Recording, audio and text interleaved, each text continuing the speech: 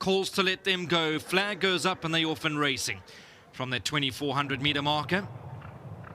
Never Ending Rain is right up there with Jaeger Moon, and Jacob's Ladder also shows some signs of intent around runners. And there goes Jacob's Ladder with the pink sleeves and the pink cap to go and spearhead the attack by a length and a bit, with Jaeger Moon in second. Never Ending Rain is in third. Then we drop back to Wildest Dreams, orange sleeves and orange cap, only 3 lengths off them. Great Affair is behind that with Castle Town.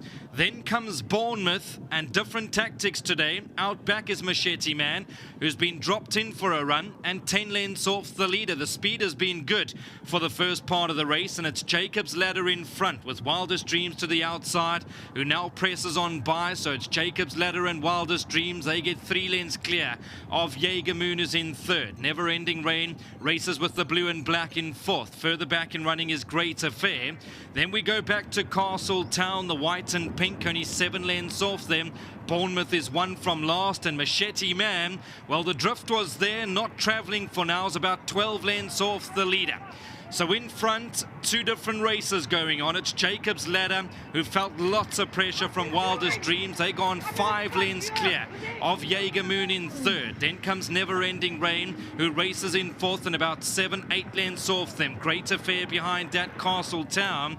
Then comes Machete Man, who's back on the bridle, and Bournemouth is now the back marker, about 13 off them. They go past the 900, and still in front is Jacob's Ladder. But these 2 horses have been taking each other on. Jacob's Ladder and Wildest Dreams, they 4 lengths clear of Jaeger Moon in third. Never Ending Rain, Great Affair, Castle Town.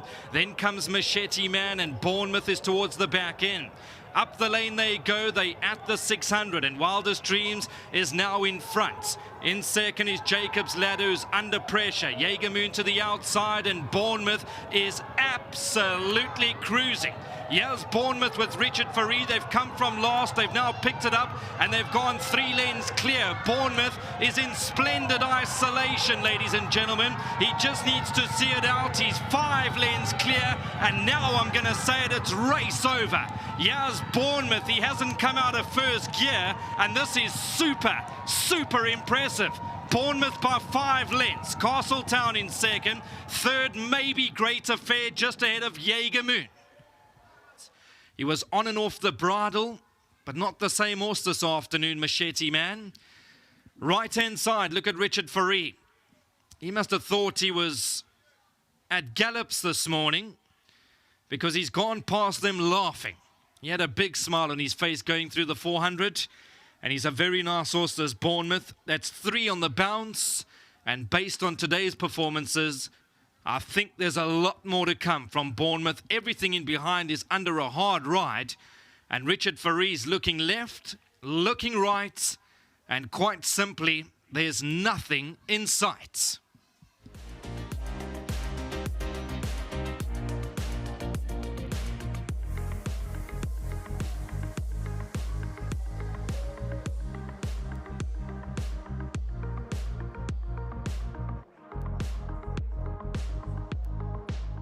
Well, you don't often see horses win too much easier than that, and Bournemouth has done a fantastic job. I've got Godfrey standing by to collect the cheque on behalf of Groom Ever, who's seeing to Bournemouth as we speak. 1,500 Rand richer, courtesy of World Sports Betting. Godfrey, thanks very much for joining me. Next up, we're going to chat to Richard. He's still a little bit shell-shocked, looking pleasantly surprised as he makes his way in to join us. And Richard, I really love this guy. I can't imagine what it must have felt like to move up that easily, but he just looks so, I'm just a plain bay in the parade ring, but my gosh, he can turn it on. Yeah, look, I am shocked, I'm not going to lie. He surprised me today. Yeah. I've always ridden him in the miles, and you know, he's at the back of the field, even on the poly, halfway around the back, he's off the bit, and then he still finishes off strong and wins these races. But today, you know, step up in distance. Last time he got a 6-point penalty for the win. You know, obviously taking on a couple of stronger horses, like the Cape Raiders, and he's a sluggish starter, so that helps a lot. And when you canter him down, he's really strong, so you always got to be careful with him. So I left him alone at the back, and he was nice and relaxed. And you know, just before we started turning into home, I was really climbing onto the heels of the horse in front of me. I was getting a bit concerned because that's where he'll start lifting his head. And, you know, pulled him out quite early into the daylight, but, you know, he just slid past him. He showed that kick, what he does in the 1600s over the 2-4, and, you know, he took him on very, very early in the race. And, you know, you're always concerned, you know, have I done too much? Have I gone too soon? But I got a little bit lower on him and started niggling with the hands, and he responded instantly, and I knew, uh-oh, big trouble, yeah. He's going to win by too far, and it's going to be my neck. And, yeah, I had to start looking around. You know, might have created a little bit of facet syndrome for doing that, but it was a very surprise win. You know, always concerned when you go the extra trip if they're going to stay or not. Or, you know, I thought he had a chance, but I didn't think he's going to make it look that impressive. So it was a great win, great training feat from Mr. Greef. To the owners, thank you very much, and obviously to my sponsors at the Winning Form. Brilliant, nice matching colours I see there. Now, Richard, just going to ask you about one horse. The Pick Six is already underway, and I'm sure everyone's got their bets on, but just a horse of interest because it'll be her last run today, and that's Santa Therese. You've got together with her towards the end of her career, but she's given you some memorable rides, which include pushing for the entire 1600 race and winning a commendable race. How do you feel about her in the feature this afternoon? Yeah, look, on the grass, you know, she doesn't travel, we all know that, but it's the last run, hoping for a good innings and a good ending. Hopefully we can hit it out the ballpark.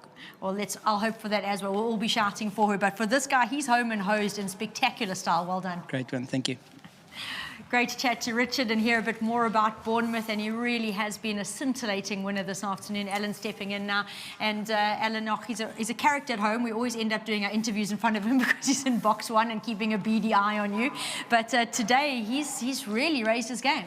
Yeah, the son of Canford Cliffs, you know, he stayed really well. I wasn't sure if he'd stay, but wow, you know, Richard, when he moved up, you could see the race was home and hosed just about 400 out already. He just slid past them. So very well done to Richard, and a great ride. To all the owners, Dante Ciccanini, Louis Grammer, John Lamb, Glennifer. No, you spot on. You just shot yourself now. And I shot myself in the foot there and myself. So very well done to all the guys that are involved. And a nice win. I think a little bit more surprised by the way he won rather than just winning. So just opens up a couple more doors. So it'll be great. It certainly is. Alan, congratulations. Thank you. Very well done here to Drakensberg stud breeders here of Bournemouth, who, as Alan mentioned, is a Canford Cliffs, and he has certainly caught everyone's attention this afternoon with a facile victory. Even Richard saying caught very pleasantly surprised, but nevertheless caught by surprise. He's come through a very, very comfortable winner, and I think he's going to be a very exciting addition to any feature races coming up over the staying trips.